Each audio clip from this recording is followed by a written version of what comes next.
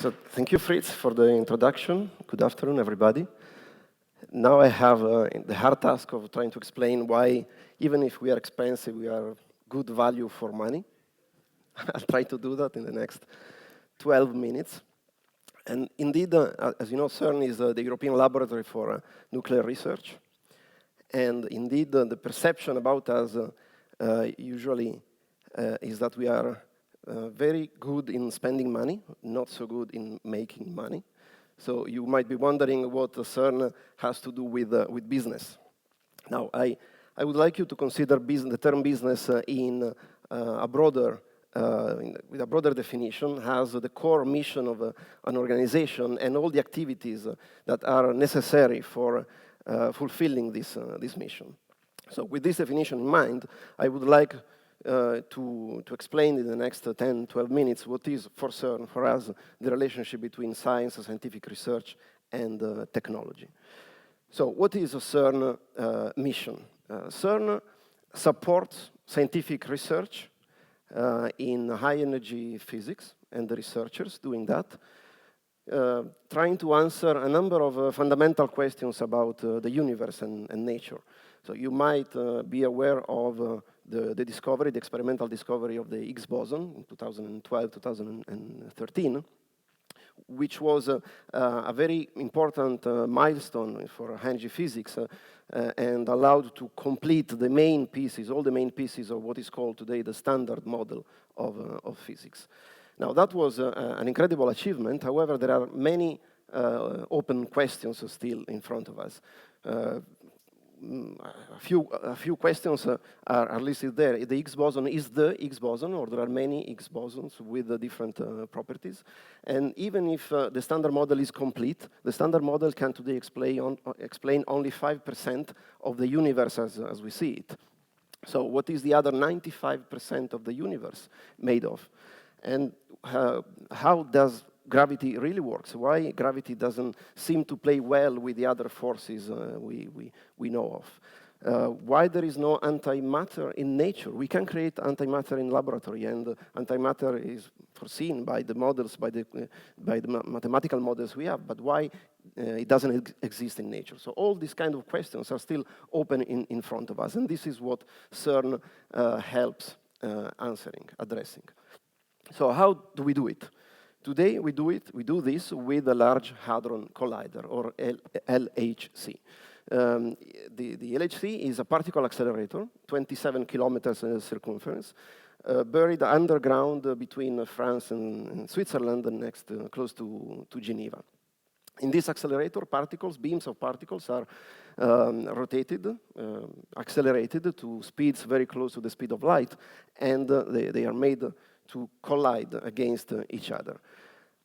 This is provided as a facility to large international collaborations of research institute and researchers called the experiments, the LHC experiments.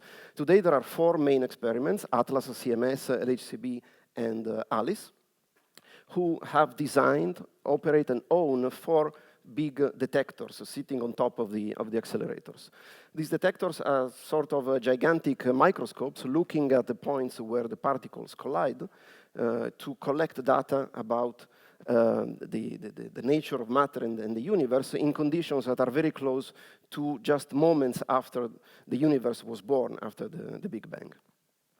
Now, data collected from the detectors is then analyzed through, at CERN, but also through a worldwide, distributed, dedicated data and computing infrastructure called the Worldwide LHC Computing Grid, or WCG for short, composed of hundreds of institutes and thousands of researchers pulling together to process and analyze the data collected by the detectors at CERN.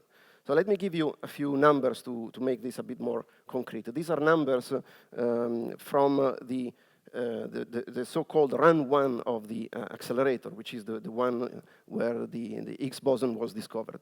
The detectors together have a combined data rate of 1 petabyte of data per second. This is a huge and enormous and unimaginable amount of data that is collected every second across the detectors.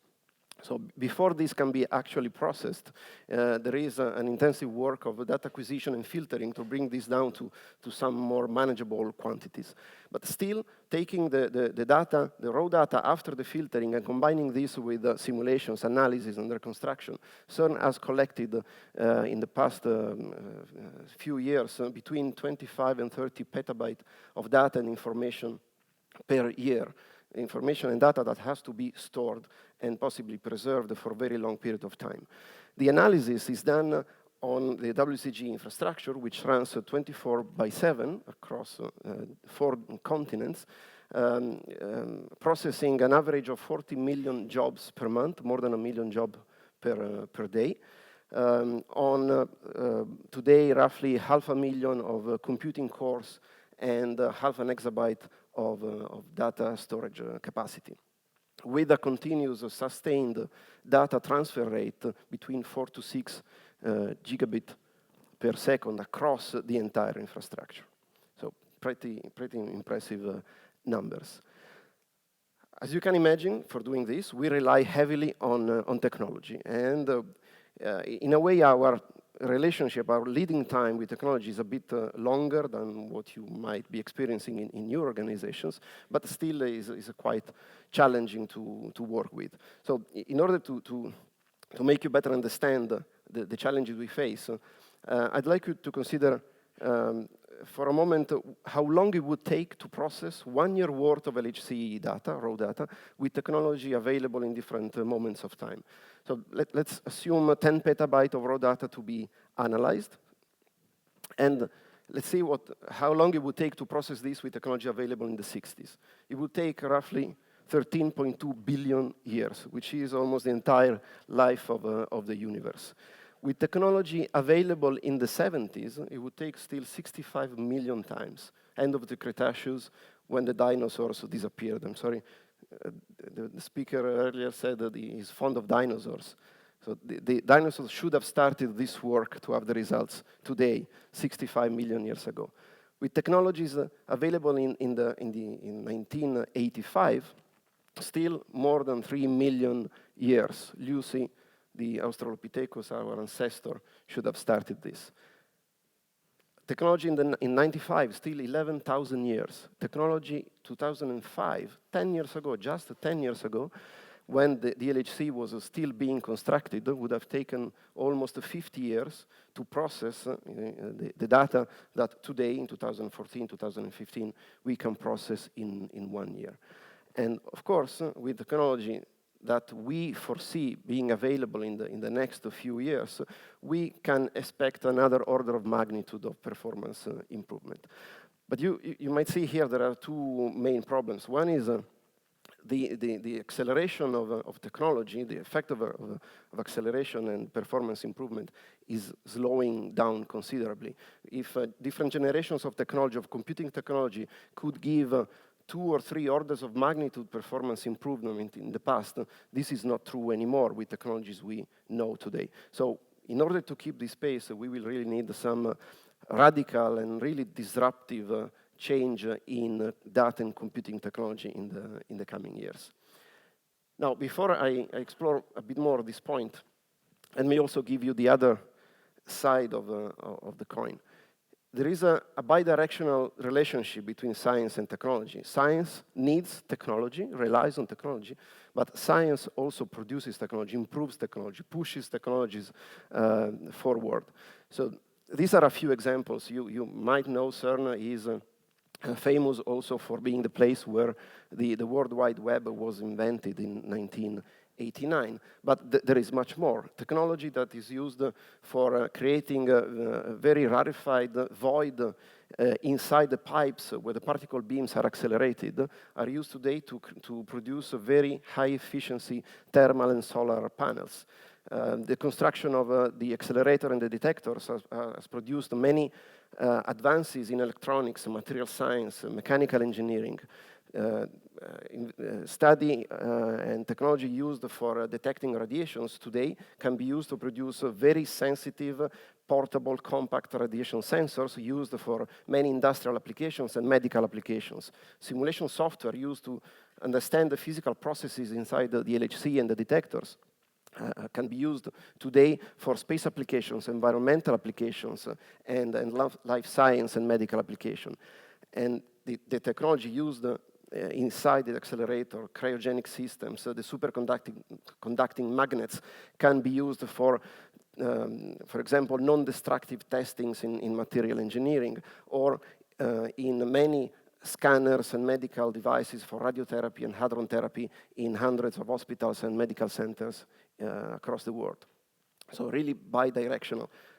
It is an investment in fundamental science that has important return on technology and economy as well. Now, the LHC is a multi-decade endeavor. It started the construction at the end of the 90s. The first run started in 2009, and we are now in 2015 at the beginning of the so-called second run. But there are still at least 15 more years in front of us in the current program. Now, if you consider impressive the numbers I've shown you earlier, consider that it is foreseeable and foreseen that in the coming years these numbers will increase by several orders of magnitude, all of them. So really entering into the multi-exabyte, exaflop, exa whatever you can imagine. So technology, as we know it today, is only starting addressing these problems. And we really need to monitor and evaluate technology along this scale. When the LHC was designed, the people designing it had to take a really a sort of blind leap of faith in the availability of technology 10, 15 years later in order to build these machines. So we need to have mechanisms to do this monitoring and investigations. Recently, we have started collecting information and requirement in terms of the IT infrastructure for scientific research from different scientific and technical teams within CERN and other scientific European laboratories. And we have classified all the different requirements in 6 categories, following more or less the scientific discovery process. So every one of these points would deserve a separate discussion, but the highlights. The first point is data acquisition and filtering. This is where we bring down the amount of data from impossible to manage quantities to something that we can manage. Today is done with custom hardware-based systems, which are very expensive to maintain and to operate. So we need different, more flexible data acquisition systems and filtering, possibly done in software, optimized software, and off-the-shelf components, accelerated platforms being available today. Computing platforms, data analysis, and simulation. Again, you have seen the scale of performance improvement over time. The software we use today has been designed 10, 15 years ago for platforms that do not even exist anymore today. So we need to optimize the software we have to be able to exploit the possibility given by accelerated platforms or multi-core, many-core platforms today. Data storage and long-term data preservation. How can we store forever the information, that the raw data and the information we produce today, so that scientists in 50, 100 years' time can look back at this and find new insights and new discoveries. Compute provisioning. We manage our own grid at the moment. This is very expensive. And cloud certainly had a very disruptive effect on our infrastructure as well. We can consider today the possibility of reducing or not having our own infrastructure, but for example, procuring commercial services from standard commercial providers, if we can manage to do it at the right scale. Networks, software-defined networks, the possibility of having secure, reliable, flexible networks to move this data across the different parts of the infrastructure, across the entire world. And for the first time, data analytics. which goes beyond the data, scientific data analysis, but is more about making the engineering systems, the accelerator, the detectors, all the engineering system smarter and easier to operate. Working on data analytics and machine learning, trying to make all these systems more autonomic than they are today. And one of the mechanisms we use for doing this is through CERN Openlab, which is a collaboration between CERN scientific teams and a number of commercial companies to work together in a non-commercial environment, is really joint research collaborations to work together today on technologies that we are going to need tomorrow in the next 3, 5, 10, 15 years. Now, you might have heard that a few days ago, the first 13 tera electron volt collisions were announced. This is an incredible milestone. It's twice the energy that was achieved in Run 1 and allows us to move forward towards unknown physics, uncharted territories. And just yesterday, the LHC teams have announced what is called a stable beam, which is a beam, two counter-rotating beams running in the accelerator, which are stable enough for the experiments to actually use them for moving on with their scientific programs. And yesterday announced the official start of the second run of the LHC. Therefore, we are now looking forward to many more years of great technological challenges, but also very inspiring scientific discoveries. Thank you very much for your attention.